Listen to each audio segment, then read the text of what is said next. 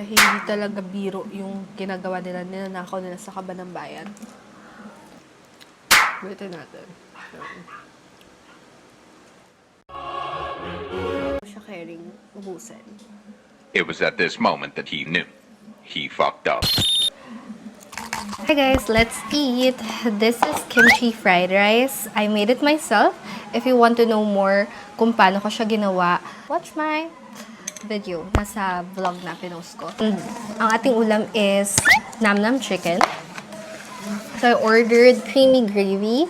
They have tomato cheese, sweet and spicy. I wanted to try sweet and spicy, but I wanted something na magbabalance out dito sa kimchi fried rice kasi this is already spicy. Lagay ako ng instruction na pahiwalay ng sauce kasi mas gusto ko na matikman muna siya ng plain and then saka ko siya i-dip sa sauce.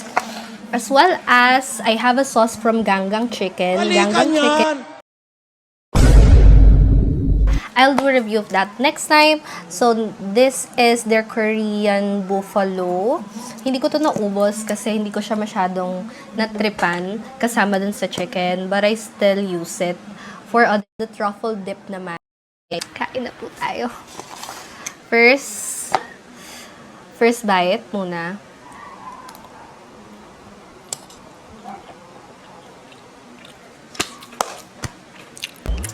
Ang sarap. Ang sarap niya, be.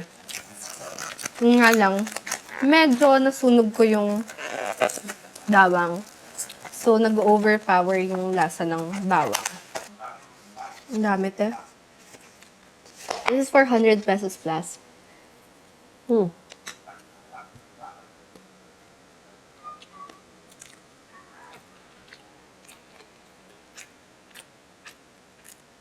Meron siyang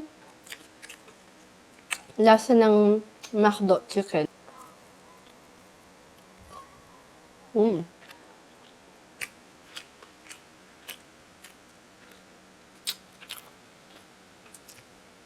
sarap ng balat niya. Sobrang sarap ng balat niya. Hindi siya ganun kadami yung harina. Diba?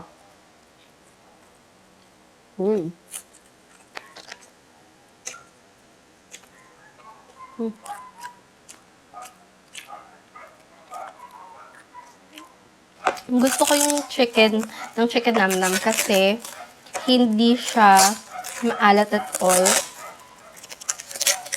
And saktong-sakto lang yung seasoning niya. Kasi kahit yung balat niya, or yung laman niya is meron pa ring lasa. So, natin, moment of truth.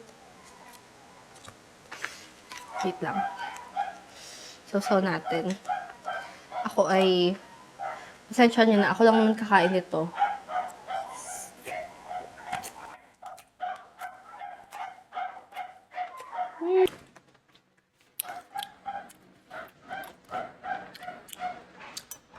Ba't ganun? Medyo meron siyang asim na hindi ko bet. Kasi bakit maasim ang gravy? Panis na, hindi ko alam if it's supposed to be like that or sira na yung gravy. Para mas masarap pa yung gravy ng Jollibee or KFC, I think. Pag-combine na natin silang dalawa kung anong lasa.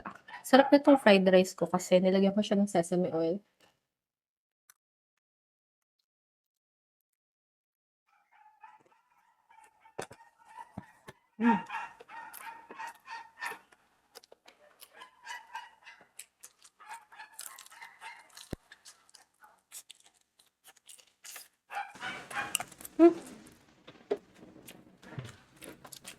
Nubay at gabay ng magulang ay kailangan sa mga batang manonood.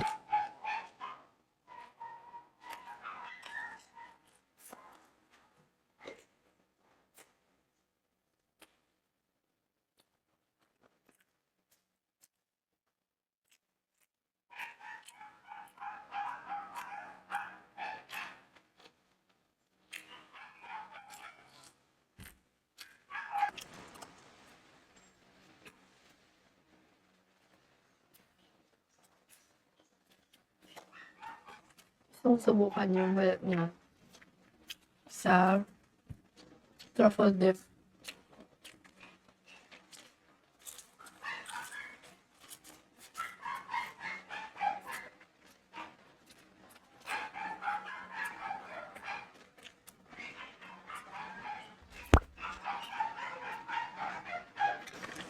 Ang drinks ko pala guys is yung Four Seasons ng Del Monte.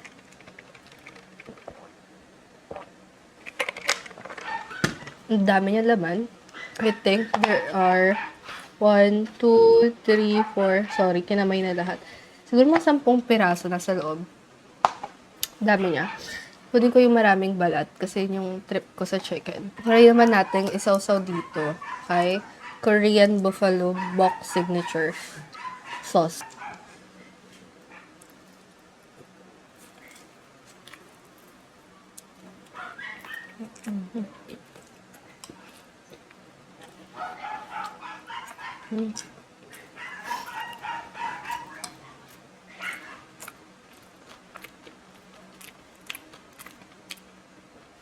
Actually, this one pairs better with this one. And mas masarap din siyang i-pair dun sa kanin. Waitin natin.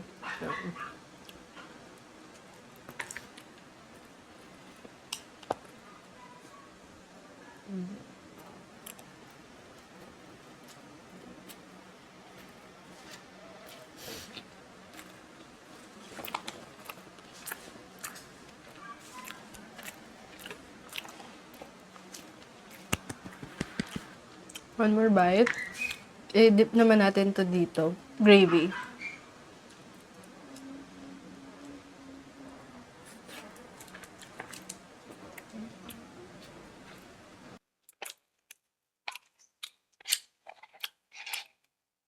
Yung gravy medyo hindi ko siya talaga trip. Kasi ang tabang niya. Tabang niya. Mahilig lang talaga ako sa maalat. I'm not sure.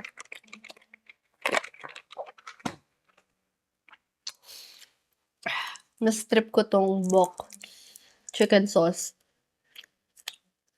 na i-pair dito.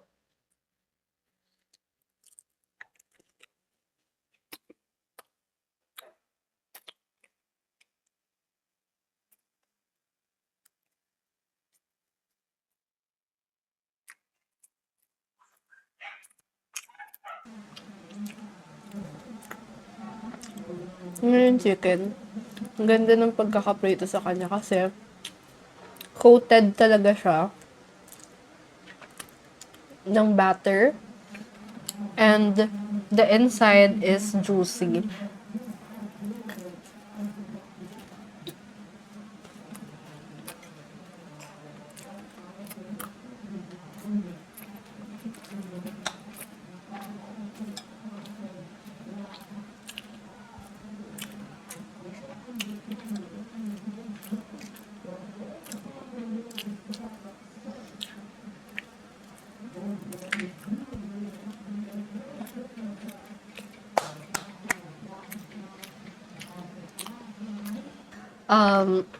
I want to talk about something.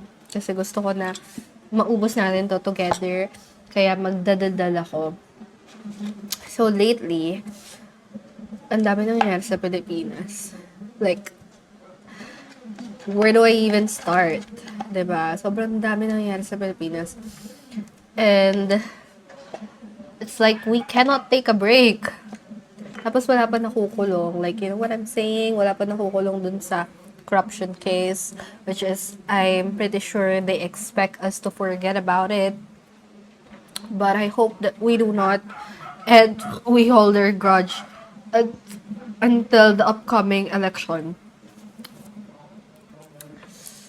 Kasi hindi talaga biro yung ginagawa nila, ninanakaw nila sa kaban ng bayan.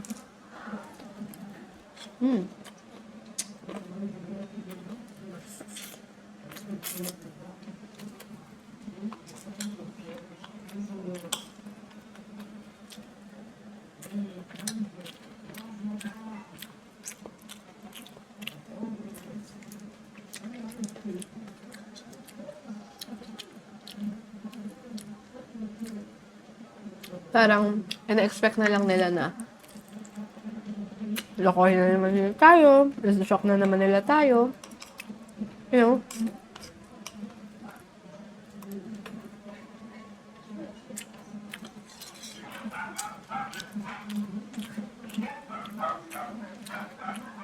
It's so sad na even all the evidences like are out, there's still people who's refusing to believe that or who's turning a blind eye to what's happening. There are people who are far more mad dun sa mga released compared to the government. Like, girl, what you doing? Bakit? Ba't ganyan ang mindset mo? Diba? Not everyone has the same privileges you do. So, get out of your high horse and actually put yourselves, or like, not, kahit hindi mo na iput yung self mo sa situation ng iba, just try to see things from the perspective of the oppressed people. Kasi they're going through a whole lot different shit. If napapagod ka na, like, kaka-commute every day, napapagod ka na, kaltasan ka, that's not even half of what they suffer from. So, girl, use your voice, use your platform, no matter how small that is, kahit hindi ka influencer, speak up about it so that people do not forget. And even if you come across as annoying to others, don't care. Like, you're literally fighting for the rights of every... Anyways, kakagat ako kasi natatakam na naman ng person. Sarap nito ah.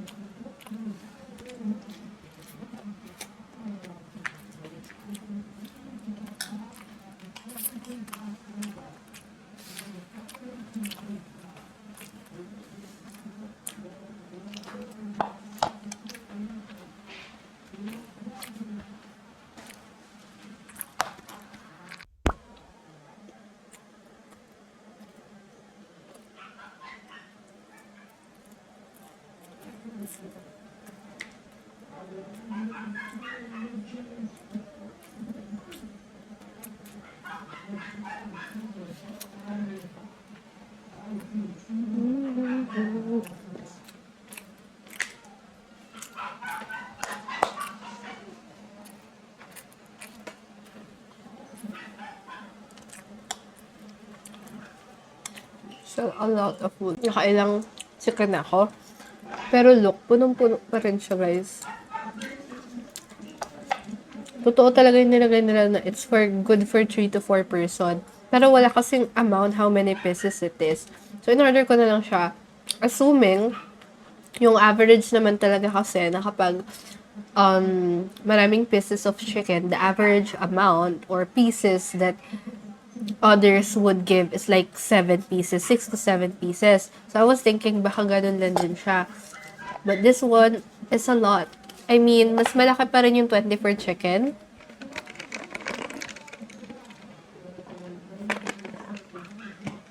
Pero mas madami to. But, siguro, if I would rank, like, everything, mas gusto ko pa rin talaga yung 24 chicken. Kasi, walang makaka-replicate ng kanilang Jack Daniel's chicken flavor. And that's the OG, guys. If you've never tried it, you should. But this is also good if like madami kang kakain yung mga person. I could not even finish it. I want to finish everything. Pero parang hindi ko siya caring ubusin. Like, everything. Mas gusto ko pa rin talaga.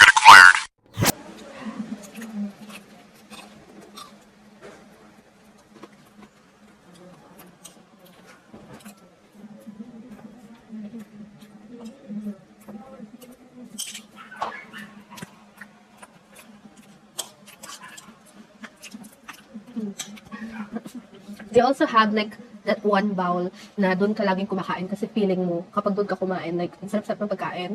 For me, this is that bowl. Kasi tingnan nyo, ang ganda niya. Sobrang, ang lakas maka-ramen nagi or whatever. Parang kung kumakain sa like, Japanese restaurant whenever I use this bowl. So like, feel na feel ko siya be, as in, kapag dito ako kumakain. Parang, it's giving. And, kanina pa ako kumakain dito, parang hindi siya nababawasan.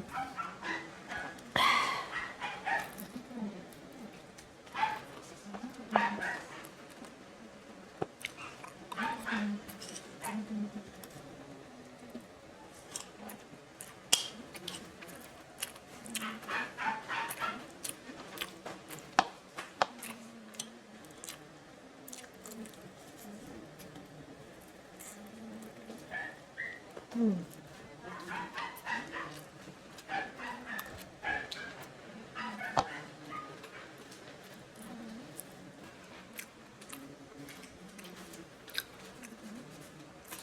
niya, guys. Alam niyo yung ganyan, sunog na parte ng itlog, that's the best part of the egg.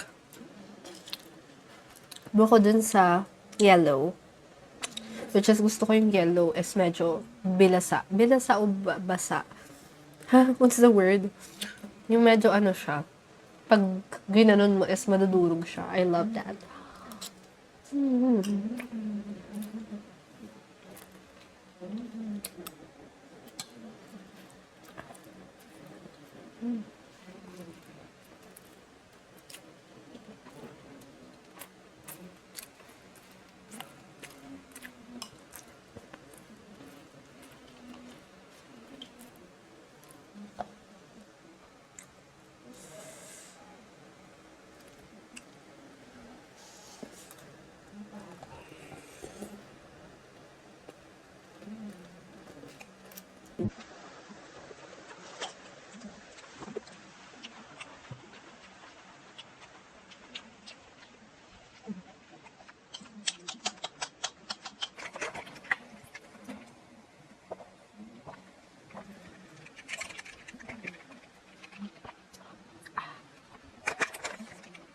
That's it for my mukbang video. Don't worry, hindi ko ito itatapon. Inibigay ko to sa mga stray cats. And hindi ko na ito itatapon. I will have this saved for my mama and papa. Medyo ano na ako, na food coma na ang first on. So, yeah. Thank you for watching.